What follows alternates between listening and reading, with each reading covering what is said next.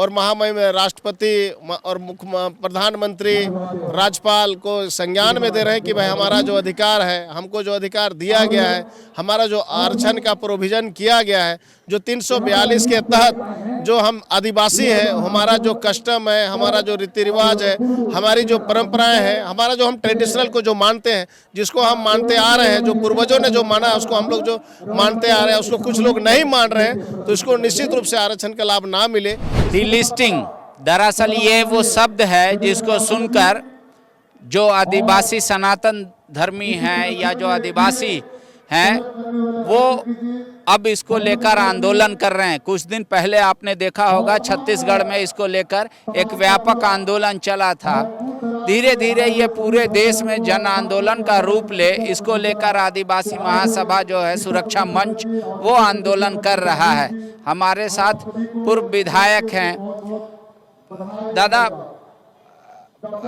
एक बात बताइए कि आज डिलिस्टिंग का क्यों आवश्यकता लग रहा है कि जरूरी है ये? देखिए, भारतीय संविधान में जब भारत आज़ाद हुआ उस समय 1950 में जो संविधान बना, मतलब 49 में लागू हुआ, उस समय से लेकर जो जनजाति समाज का जो जनजाति का अधिकार आरक्षण का जो प्रोविज़न किया गया था, उसमें उसी को जनजाति समाज माना। जो लोगों ने अपने कस्टम, अपने रीति रिवाज, अपनी परंपराएं, अपनी व्यवस्था, उसका एक रूढ़िवादी व्यवस्था है, उसके तहत उसको मान्यता दिया गया और उसी के तहत संविधान में 342 धारा के अनुकूल उसको आरक्षण का प्रोविज़न किया गया।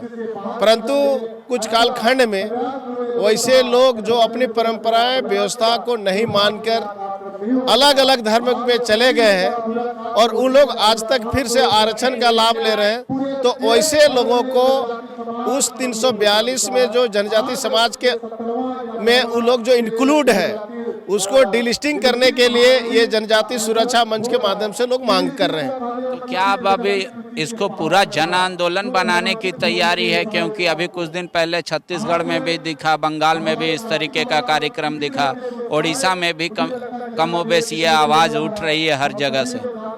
ये निश्चित रूप से, चूंकि जनजाति समाज के लोगों को जो फंडामेंटल राइट्स है, जो मौलिक अधिकार में आरक्षण का जो लोगों का प्रोविज़न किया गया है और जिस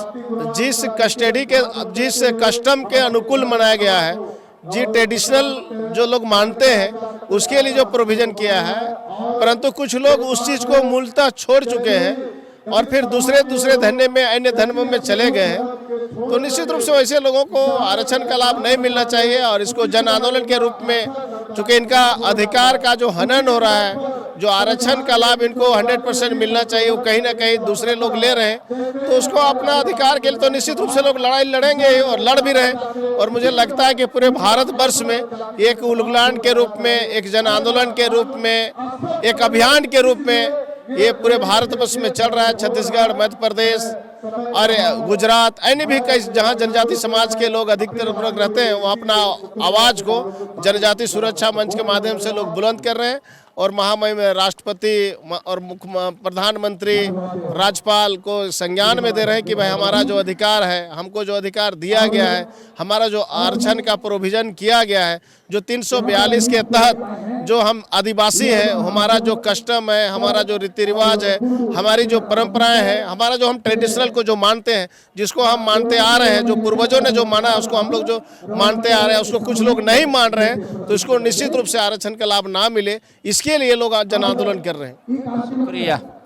तो देख लीजिए जिस तरीके से संविधान बनने के वक्त एससी के लिए ये खासकर एक बैरियर रखा गया कि अगर वो अपने मूल धर्म से किसी दूसरे धर्म को अपनाएंगे तो वो स्वतः ही एससी कैटेगरी से बाहर हो जाते हैं। अब 1970 में एसटी के लिए भी ये कानून लाया गया था, लेकिन संशोधन नहीं हो पाया, स्टैंडिंग कमेटी को भेज दी गई।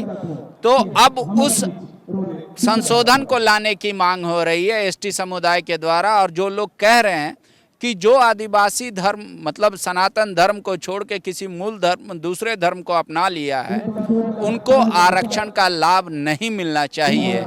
इस बात को लेकर मध्य प्रदेश, छत्तीसगढ़, गुजरात तमाम राज्यों में आंदोलन चल रहा है। और अब आप देखिए धीरे धीरे मंच पे लोकसभा के पूर्व डिप्टी स्पीकर जो हैं कड़िया मुंडा जी, वो भी आए हैं। बाकी तमाम नेताओं को मंच पे बुलाया नहीं गया है और ये एक अच्छी खासी भीड़ आपको रांची कॉलेज मैदान में आपको दिखेगा, जो इस डीलिस्टिंग की मांग पूरे जोर शोर से कर रहे हैं। विवेकानंद विद्या मंदिर स्कूल एक CBSE affiliated English medium coed school है। हम शिक्षा के साथ संस्कार देते हैं। thefollowup.in. Like, share and subscribe. www.thefollowup.in